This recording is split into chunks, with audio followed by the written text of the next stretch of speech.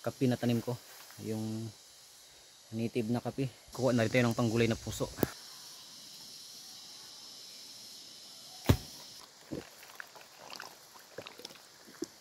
Tamis. Yan, magandang araw. Naglalakad nga pala ako ngayon kasi pupunta ko sa bundok. Titignan ko kung mayroong pwedeng makuha ang saging. Kasi matagal akong hindi nakapunta dito sa bundok. Kinakain lang yung saging doon. Sayang. Kaya titignan ko kung makipili tayong matiba. Medyo malayo kasi pag nilalakad lang to. Nakadalawang ilog na ako, bali apat na ilog yung kailang tawirin para makarating doon sa bundok. Mawid na pala tayo ng ilog. So ito yung pangatlong ilog. Pagtapos nito may isa pang ilog. Nandun na yung natin pupuntahan. Yung nyugan ng lula at lolo na yun. Yan, ito na nga pala yung sa kabila ng ilog. Yan na yung bundok namin. Medyo masukal na kasi bihira lang tayo makapunta dyan. Hindi laging nalilinisan. Yan o, sarap ng ilog.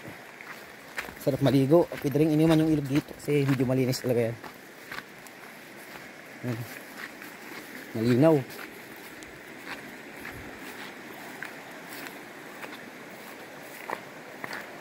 Diba? Sarap. So magpatawid tayo ng ilog. Yan o.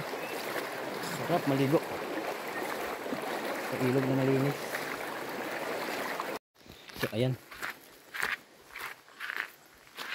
medyo masukal talaga yung nyugan. Yun, namatay na pala yung kasoy dyan, yung isang punong natirang kasoy. Ito nga pala yung mga tanim kong saging, you know? Yun, mayroon na pwedeng tibain. Ito na rin pala yung kape na tanim ko, yung native na kape. Namumunga na rin siya unti-unti.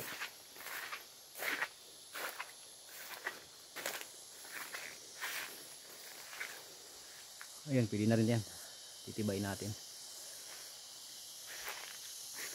So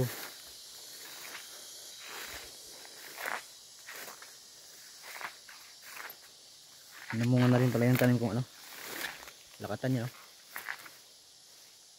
Pumuso na rin. Yes. Wala pa. So, iba yung klaseng tanim ko dito. Mayroong lakatan sa latundan. Yan, lakatan. Kuha na rin tayo ng panggulay na puso. Puso ng saging.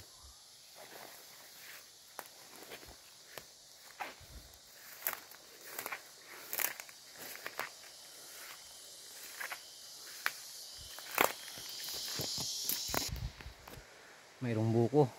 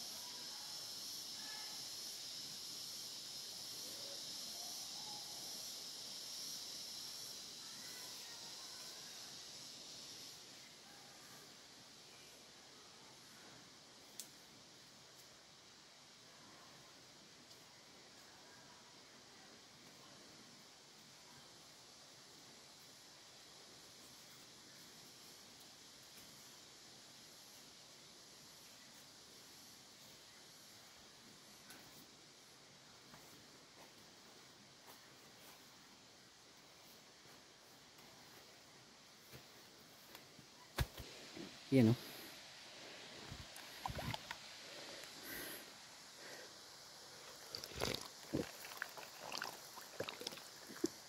Tamis. So ito lang yung ating nakuha ngayon. Kasi natiba na yung ibang saging na naiwan dito nakaraan.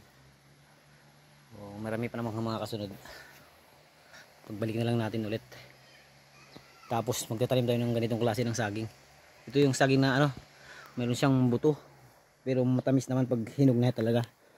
Ito. O paborito ko rin yung ganitong klaseng saging. Masarap sa iulam sa kanin. Yan.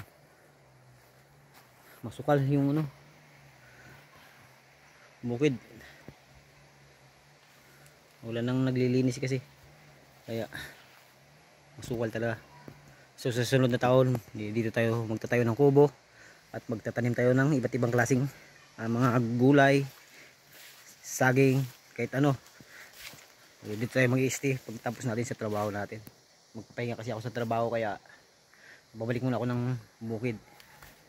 Kailangan kong taniman to hanggat malakas pa tayo para sa susunod na mga panahon mayroon ng mga tanim.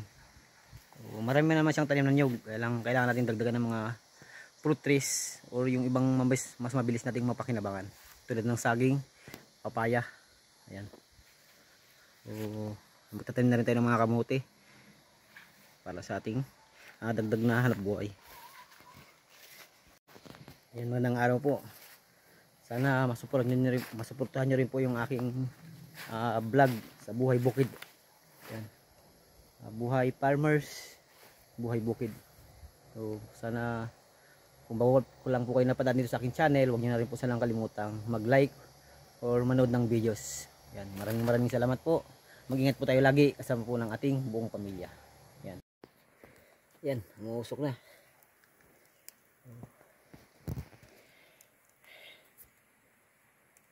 Iniyaw na balinghoy. Kasi pinapatulo ko pa to yung ating saging para mailagay natin sa sako. Mawala yung kanyang dagta. Ayan. Ang puso pang sardinas to. Dadataan natin to.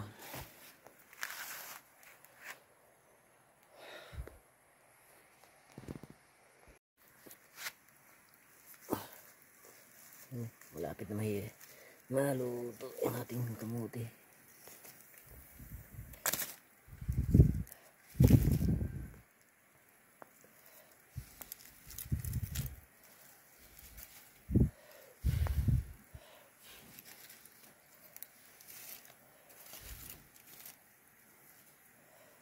Bahati.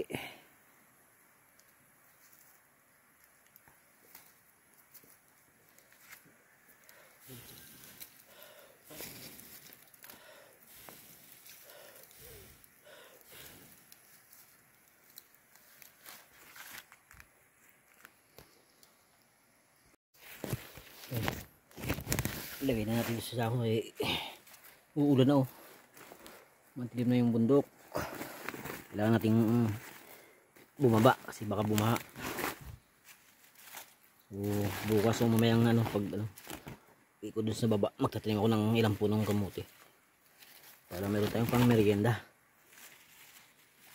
Ayun itutusok lang to sa lupa, pwedeng mayroon ka nang hihintayin. Ganyan yung pagtatanim ng kamote, hindi mo naman kailangan bantayan.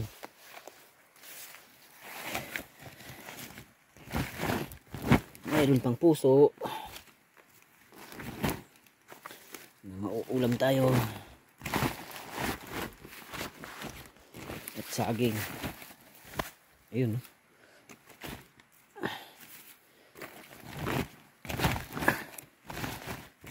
sakto lang to, hindi masyadong mabigat kasi medyo malayo talaga yung ating lalakarin.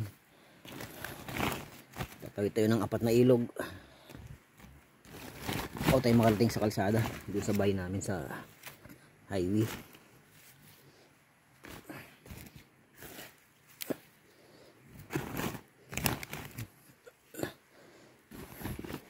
Medyo mabigat kasi kapag marami tayong makuha. Sakto lang to yung nakuha ko ngayon, hindi masyadong madami para hindi mabigat. Ayan. Pwede na rin.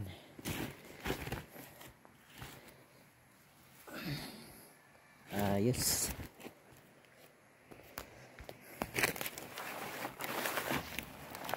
Oh, iiho pa tayo ng kamote.